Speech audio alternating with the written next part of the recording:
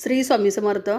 प्रत्येक जणाला वाटतं आपल्या घरात जी पूजा होती तर ती कोणत्या वेळेला झाली पाहिजे आणि ती शास्त्रामध्ये पूजेची वेळ ही योग्य सांगितलेली आहे, त्याच वेळेला आपण पूजा केली पाहिजे.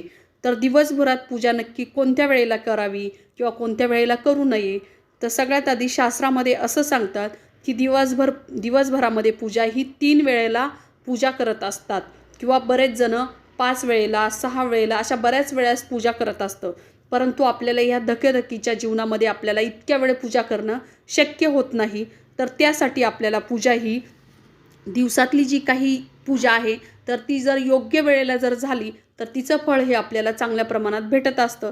तर त्यासाठी प्रथम पूजा आपण ही सकाळी ब्रह्ममुहूर्तावर करतात, म्हणजे 4:30 ते 5 वाजेपर्यंत. त्यानंतर दुपारी आहे 9 ते 12 वाजेपर्यंत आणि संध्याकाळी 4 ते 6 वाजेपर्यंत आपण ही पूजा करू शकतो. परंतु 12 ते 4 या वेळेमध्ये आपण पूजा करू शकत नाही, कारण ती पूजा करण्यासाठी अशुभ वेळ मानली जाते. श्री स्वामी समर्थ.